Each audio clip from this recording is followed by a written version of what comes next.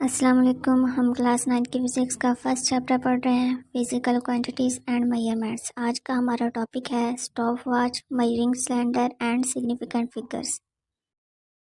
Stop watch को हम time interval major करने के लिए इस्तेमाल करते हैं। अगर हमने मूव करना हो एक पॉइंट से दूसरे पॉइंट्स तक, तो उस दोनों पॉइंट्स के दरमियान जितना फासला होगा वो कितने टाइम में कवर हुआ है, तो इसको हम स्टॉप वॉच से मेजर कर सकते हैं। स्टॉप वॉच हमारे पास दो टाइप्स की होती हैं, एक होती है मैकेनिकल और दूसरी होती है डिजिटल। मैकेनिकल स्टॉप वॉच जो है उसका लीस्ट काउंट होता है हमारे पास 0.1 सेकेंड, और जो डिजिटल होती है स्टॉप वॉच उसका हमारे पास लीस्ट काउंट होता है 0.01 सेकेंड। कि ये इससे सबसे स्मॉलेस्ट रीडिंग होती है जिसको हम कैलकुलेट कर सकते हैं इनसे। डिजिटल स्टॉप वॉचेस जो होती हैं वो ज़्यादातर लेबॉर्ट्रीज़ में हम इस्तेमाल करते हैं, और मैकेनिकल स्टॉप वॉच होती है वो आम तौर पर पहले इस्तेमाल होती थी, अब इसका इतना इस्तेमाल नहीं रहा। मैकेनिकल स्टॉप वॉच और digital stop watch. Mechanical stop watch कुछ इस तरह की होती है कि एक गोल डायल होता है जिसके ऊपर आवर्स, मिनट्स एंड सेकंड्स में नंबरिंग हुई होती है, और इसके ऊपर एक नॉब होता है जो कि स्टार्ट करने, स्टॉप करने और रीसेट करने के लिए इस्तेमाल होता है। जब हम फर्स्ट टाइम इसको प्रेस करते हैं तो ये स्टार्ट हो जाता है, और जब सेकंड टाइम प्रेस करते हैं तो ये स्टॉप हो जाता है। तो फर्स्ट टाइम और सेकंड टाइम प्रेस करने से हमें क्या होता है कि हमारी इनिशियल और फाइनल वैल्यूज़ जो है वो हमें मिल जाती हैं। जब हम थर्ड टाइम प्रेस करते हैं तो तब ये रिसेट हो जाता है। डिजिटल स्टॉप वॉच कुछ इस तरह का होता है कि इसके दो बटन्स होते हैं, एक बटन स्टार्ट और स्टॉप करने के लिए होता है, जबकि दूसरा बटन जो है वो रीसेट करने के लिए होता है। और एक हमें स्क्रीन शो हो रही होती है जिसके ऊपर हमें टाइम जो है उसकी कैलकुलेशन शो हो रही होती है। और ये जो डिजिटल स्टॉप होता वॉच होती है ये हमें ज़्यादा प्रिसाइज मेजरमेंट देती है मैकेनिकल स्टॉप वॉच की निस्बत। मेजरिंग सिलेंडर्स जो है वो ग्लास के बने होते हैं, और इसके अलावा ट्रांसपेरेंट प्लास्टिक के भी बने होते हैं। इसके ऊपर स्केलिंग हुई होती है इसकी लेंथ के अलोंग, जो कि वॉल्यूम को इंडिकेट्स करती है, और वो मिलीलीटर में हुई होती है। मेजरिंग सिलेंडर्स जो है उनकी कैपेसिटीज़ जो है वो मुख्तलिफ होती है, जैसे कि वो 100 मिलीलीटर से लेकर 2500 मिलीलीटर तक अवेलेबल होते हैं। इनसे हम वॉल्यूम फाइंड करते हैं लिक्विड का, पाउडर सब्सटेंसेस का, और इसके अलावा जो इरेगुलर शेप्ड सॉलिड होते हैं उनका भी हम वॉल्यूम फाइंड कर सकते हैं डिस्प्लेसमेंट मेथड के ज़रिए।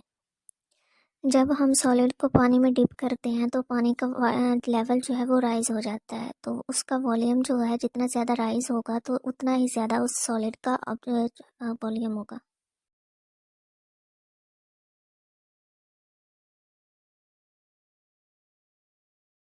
मेजरिंग सिलेंडर को हम किस तरह इस्तेमाल कर सकते हैं। सबसे पहले हमने एक प्लेन सरफेस पर इसको वर्टिकली रखना है, और उसके बाद हमने इसमें कुछ पानी ऐड करना है। अब पानी का हमने लेवल देखना है कि वो कहाँ तक गया, उसका वॉल्यूम क्या है, तो हम उसको लेवल को देखेंगे। अब हमने उसका लिक्विड का जो लेवल है वो देखने के लिए हमने अपनी आँख जो है वो ज़्यादा ऊपर नहीं रखनी, ऊपर से नहीं देखना, और ना ही उसको ज़्यादा नीचे से देखना है। हमने उसी लेवल से देखना है जहाँ जिस लेवल पे पानी होगा, तभी हमारी जो रीडिंग है वो करेक्ट आएगी, अदरवाइज़ हमारी रीडिंग जो है वो रॉन्ग आ जाएगी। अगर हम उसको थोड़ा सा ऊपर से देखेंगे और थोड़ा सा नीचे से देखेंगे, ऊपर से देखने से हमें क्या होगा कि हमारी जो रीडिंग है वो हमें कम शो होगी, और जब हम थोड़ा नीचे से देखेंगे तो हमारी रीडिंग जो है वो हमें ज़्यादा शो हो जाएगी। इरेगुलर शेप्ड सॉलिड का हम वॉल्यूम किस तरह मेजर कर सकते हैं, तो उसके लिए हमने क्या करना है कि अपने सिलेंडर को, मेजरिंग सिलेंडर में पानी ऐड करना है, और उसके इनिशियल जो वॉल्यूम है वो फाइंड कर लेना है वाटर का। ठीक है, जहाँ तक पानी का लेवल आएगा उस रीडिंग को हमने देख लेना है। उसके बाद हमने क्या करना है कि एक छोटा सा पत्थर लेना है, और उसको हमने धागे से बांध देना है, और आहिस्ता आहिस्ता करके उसको हमने पानी में डिप करना है। जब वो अच्छी तरह उसमें डिप हो जाएगा और पानी जो है थोड़ा रेस्ट हालत में आ जाएगा, तो तब हम उसका फाइनल वॉल्यूम देखेंगे। और जो जब हम फाइनल वॉल्यूम में से इनिशियल वॉल्यूम जो है वो सब्सट्रैक्ट करेंगे तो हमारे पास सॉलिड का वॉल्यूम आ जाएगा। Significant figures. फिज़िकल क्वांटिटीज़ जो हमने पढ़ी थी उसमें हमने पढ़ा था कि फिज़िकल क्वांटिटीज़ की दो कैटेगरीज होती हैं, एक होता है मैग्नीट्यूड और दूसरा होता है यूनिट।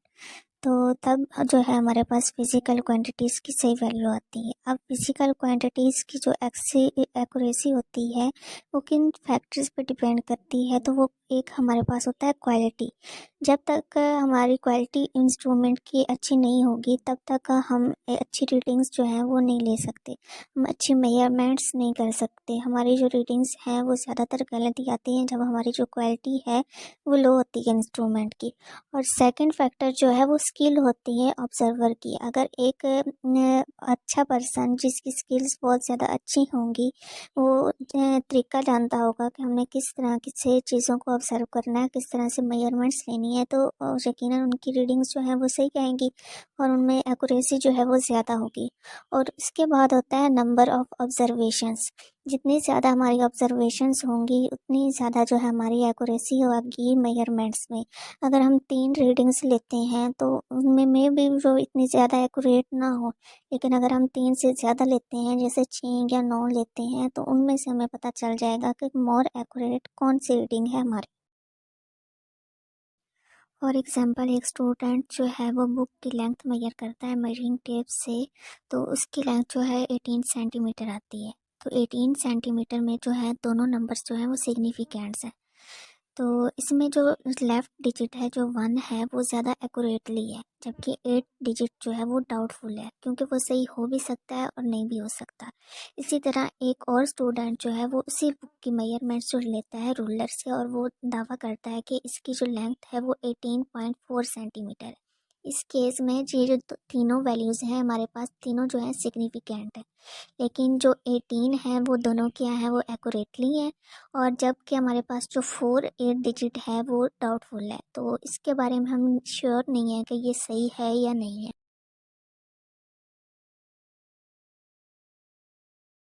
एक और स्टूडेंट ने उसी बुक की लेंथ जो है वो मीटर रॉड से ही मेजर की और वो आई 18.425 सेंटीमीटर।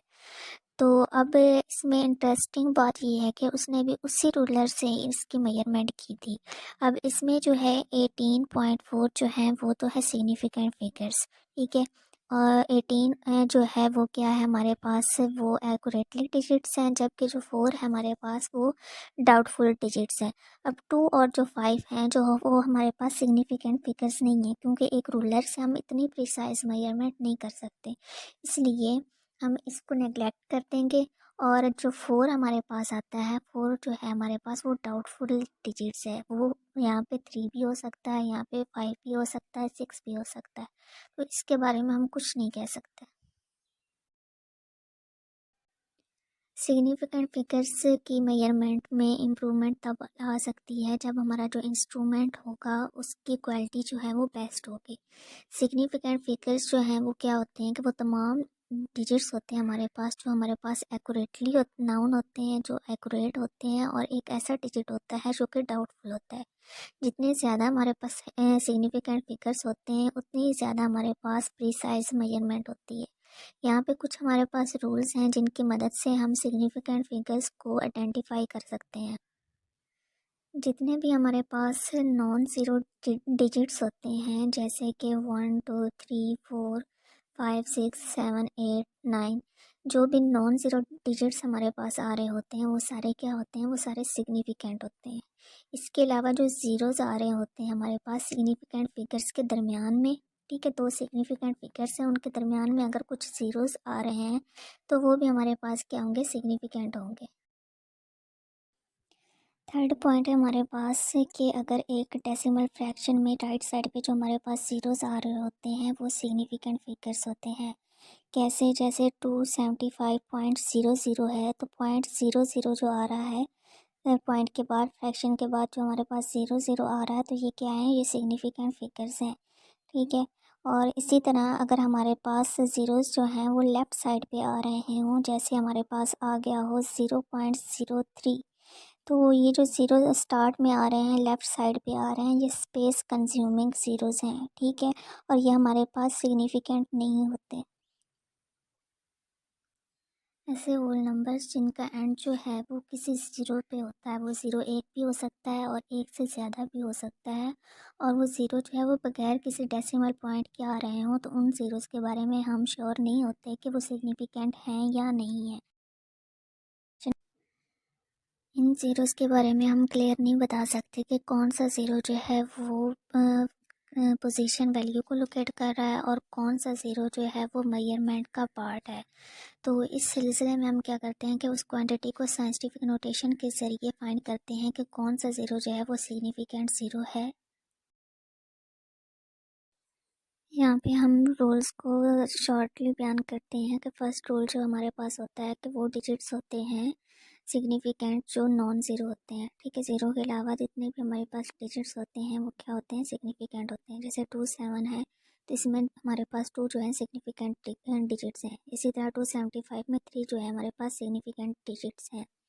इसके बाद देखें कि ज़ीरोज़ जो हमारे पास दरमियान में आ रहते हैं, सिग्निफिकेंट फिगर्स के दरमियान, डिजिट्स के दरमियान जो हमारे पास ज़ीरोज़ आ रहे होते हैं वो भी हमारे पास सिग्निफिकेंट ही होते हैं। जैसे 2705 के दरमियान में जो ज़ीरो आ रहा है 7 और 5 के दरमियान में, वो भी सिग्निफिकेंट ही है। तो यहाँ पे हमारे पास कितने सिग्निफिकेंट डिजिट्स आ रहे हैं, वो है 4। इसी तरह थर्ड पॉइंट में देखें कि जो हमारे पास ज़ीरो होता है आफ्टर डेसिमल पॉइंट, वो क्या होता है, वो भी हमारे पास सिग्निफिकेंट डिजिट्स ही होते हैं। तो 275.00 में हमारे पास कितने सिग्निफिकेंट डिजिट्स हैं, 5। यहाँ पे हम एक सैंपल देखते हैं। एग्जाम्पल में हमें एक नंबर दिया गया है जो कि 0.002070। इसमें आप देखते हैं कि सिग्निफिकेंट फिगर्स जो हैं वो कितने हैं। जो फर्स्ट 3 हमारे पास ज़ीरोज़ आ रहे हैं वो हमारे पास स्पेस कंज्यूमिंग ज़ीरोज़ हैं, तो वो हमारे पास सिग्निफिकेंट फिगर्स नहीं है। तो इसके अलावा जो बाकी 2070 आ रहे हैं वो हमारे पास सिग्निफिकेंट फिगर्स हैं। जो फर्स्ट हमारे पास 2 आ रहा है वो नॉन ज़ीरो है, तो इस वजह से ये हमारे पास सिग्निफिकेंट फिगर्स है। और जो हमारे पास ज़ीरो सेकंड आ रहा है 2 और 7 के दरमियान, वो भी हमारे पास सिग्निफिकेंट फिगर है। इसके अलावा जो थर्ड है हमारे पास वो नॉन ज़ीरो है, तो वो भी हमारे पास सिग्निफिकेंट फिगर है। और जो लास्ट पे आ रहा है वो भी हमारे पास सिग्निफिकेंट फिगर है। हमारे किस रूल के मुताबिक, जो हमारे पास थर्ड रूल था उस रूल के अकॉर्डिंग जो है हमारे पास वो सिग्निफिकेंट फिगर आ रहा है। नेक्स्ट एग्जांपल है हमारे पास 1.4, find the number of significant figures in each of the following values, also express them in scientific notation. In numbers के हमने सिग्निफिकेंट फिगर्स मालूम करने हैं और इसको साइंटिफिक नोटेशन में भी बयान करना है। पार्ट ए हमारे पास 100.8 सेकेंड। तो इसमें जो चारों डिजिट्स हैं हमारे पास वो सिग्निफिकेंट हैं। तो इसके अलावा अगर हमने इसको करना हो साइंटिफिक नोटेशन में, तो हम 8 के जो पहले आ रहा है डेसिमल पॉइंट, इसको मूव करवाएंगे 1 के आगे। तो 1 के बाद हम देख लेते हैं कि इस पॉइंट तक हमारे पास से 8 के जो पहले पॉइंट आ रहा है, इस पॉइंट तक हमारे पास कितने डिजिट्स आ रहे हैं, तो वो आ रहे हैं 2। क्योंकि हमने इसको फॉरवर्ड काउंट किया है तो इस वजह से इसकी जो पावर आएगी वो पॉजिटिव में आएगी। तो साइंटिफिक नोटेशन में जब हम इसको लिखेंगे, ये हमारे पास आ जाएगा 1.008 into 10 power 2 second. Part b है हमारे पास 0.00580 किलोमीटर। तो इसमें जो फर्स्ट 3 ज़ीरोज़ आ रहे हैं हमारे पास वो स्पेस कंज्यूमिंग है, वो सिग्निफिकेंट नहीं है। सिग्निफिकेंट फिगर्स जो हैं इसमें है वो है 5, 8 जो कि नॉन ज़ीरो डिजिट्स हैं। और इसके अलावा जो हमारे पास ज़ीरो आ रहा है राइट साइड पे, वो भी हमारे पास सिग्निफिकेंट है। तो इसमें सिग्निफिकेंट फिगर्स हमारे पास 3 आ रहे हैं। जब हम इसको साइंटिफिक नोटेशन में करेंगे तो डेसिमल पॉइंट को हम 5 के आगे मूव कर देंगे। अब 5 से हमने बैकवर्ड जो है इसको काउंट करना है। ठीक है, 500, तो 3 हमारे पास जो हैं वो आ रहे हैं। अब हमने क्योंकि इसको पीछे की तरफ काउंट किया है, इस वजह से इसकी पावर जो है वो माइनस में आ जाएगी। तो साइंटिफिक नोटेशन में जब हम इसको लिखेंगे तो ये हो जाएगा 5.80 इंटू 10 पावर-3 किलोमीटर। पार्ट सी है हमारे पास 210.0 ग्राम। तो इसमें जो राइट साइड पे हमारे पास ज़ीरो आ रहा है, क्योंकि वो डेसिमल पॉइंट के बाद आ रहा है, इस वजह से वो सिग्निफिकेंट फिगर है। और इसके अलावा जो 210 आ रहा है पहले, वो भी सिग्निफिकेंट फिगर्स हैं। तो इसमें जो टोटल सिग्निफिकेंट फिगर्स हैं वो 4 हैं। और जब हम इसको साइंटिफिक नोटेशन में लिखेंगे, जो पॉइंट हमारा आ रहा है डेसिमल पॉइंट 0 के बाद, उसको हम 2 के बाद जब लिखेंगे तो 2 के बाद हम उसको नंबर्स को काउंट करेंगे जो जितने आ रहे हैं उस ज़ीरो तक। ठीक है, उस पॉइंट तक जो पहले हमारे पास पॉइंट था, तो वो 2 आ जाएंगे। 1 और 0 दरमियान में आ रहे हैं, तो इसको हम 10 की पावर में लिख देंगे। तो साइंटिफिक नोटेशन में ये हमारे पास आ जाएगा 2.100 into 10 power 2 gram. Rounding the numbers.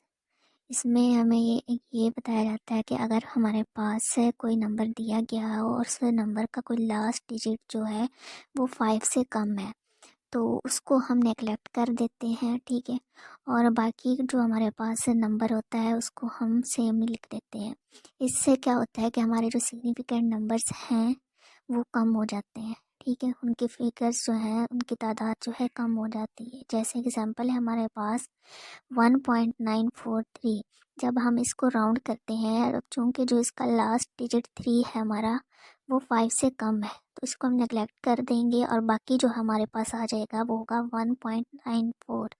तो अब सिग्निफिकेंट फिगर जो हमारे पास 3 हो गए, पहले हमारे पास 4 थे, तो राउंडिंग करने से हमारे पास क्या आ गया 1.94।